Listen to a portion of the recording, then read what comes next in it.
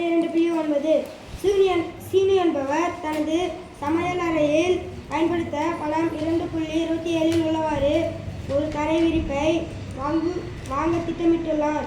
ஒரு சதுர அடுக்கு ரூபாய் 20 வீதம் தரை விரிப்பினை வாங்குவதற்காகவும் மொத்த செலவினை கணக்கிடுக. இப்போ உங்களுடைய படம் எப்படி கொடுத்துருக்காங்கன்னு பார்க்கலாம்.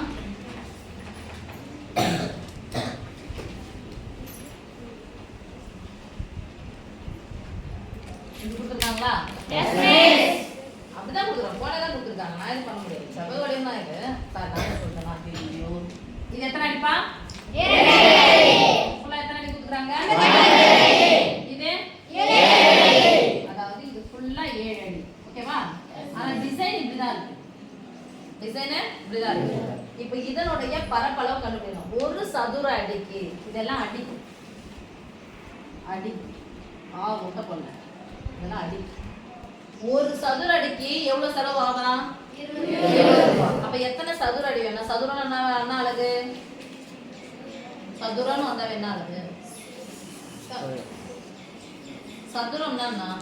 சதுர அலகு எதில் எழுதுவோம்? ஸ்கொயர்ல. Square right. என்ன அளவு? சென்டிமீட்டர். சதுர அலகுன்னு எதில் எழுதுவோம்? சதுரம்னு வந்தா என்ன கண்டுபிடிக்கணும்? பரப்பளவு. இந்த கேள்வி எல்லாம் சொல்லுவீங்களா? அதுவும் ஒரு பாண்டு சொல்லுது. நன்றி சந்துரு. சதுர அலகுனாவே எந்த அளவு கண்டுபிடிக்கணும்? சதுரம் சொன்னாவே எந்த அளவு கண்டுபிடிக்கணும்? ஒரு சதுர அடிக்கு அப்படின்னு சொல்றாங்க. ஒரு சதுர அடி அப்படின்னு சதுர அடி, சதுர அலகு, சதுர மீட்டருக்கு அப்படின்னு சொன்னாவே என்ன அளவு கண்டுபிடிக்கணும்? அளவு. அப்ப இதனுடைய பரப்பளவு கண்டுபிடிக்கணும். என்ன மிஸ் டிசைனே இல்லாம இருந்தா ஒரு டிசைனா வர வைக்கலாம். ஒண்ணு இப்படி போட்டு இந்த செவ்வகத்தை எடுக்கணும். இது செவ்வக வடிவமா? செவ்வக வடிவம் வந்துருமா? எவ்வளவு கட்டாயிரும் பாருங்க. 9ல இருந்து எவ்வளவு கட்டாயிருக்கு? இந்த அகலம் எவ்வளவு? 7. அப்ப எவ்வளவு கட்டாயிடுச்சு? 2 கட்டாயிடுச்சுன்னா மீதி எவ்வளவு இருக்குங்க? 7. அப்போ இந்த செவ்வகத்தினுடைய பரப்பளவு என்ன பண்ணும்? செவ்வகத்தின் பரப்பளவு என்ன பண்ணும்? பிரிக்கலாமா? பிரிக்கிங்க போறோம். 2 சொல்ல மாட்டோம். 2 14.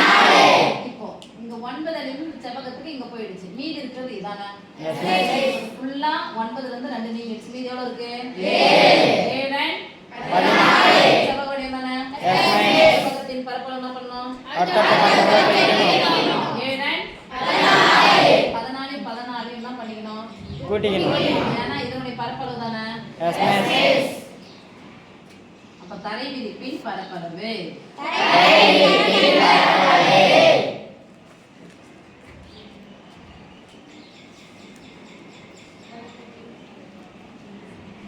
கூட்டிக்கலாமா?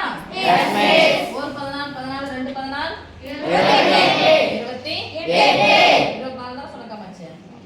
10 மொத்தம் 20 24 24 24 28. அப்ப 28 சதுர என்னன்னு கொடுக்குறாங்க? அடின்னு எழுதணும். சதுர அலகு கிடையாது, சதுர அடி. ஒரு சதுர அடிக்கு ஆகும் செலவு.